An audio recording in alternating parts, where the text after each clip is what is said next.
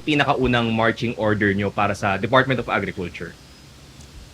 Well, the obvious one is trying grain control of the prices of all the agricultural commodities that are going up. At tinatamaan tayo ng, yun na nga, yun na pag-usapan ko, climate change, alam nyo na lahat yung swine flu, alam nyo na lahat yung avian flu na tumatama sa atin.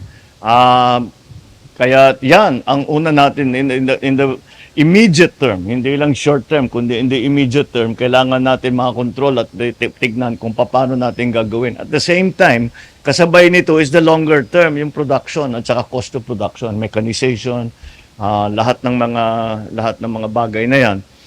At we will tinitignan natin ang mga ginagawa ng ating mga karatig bansa, such as Thailand, such as Indonesia, such as Vietnam.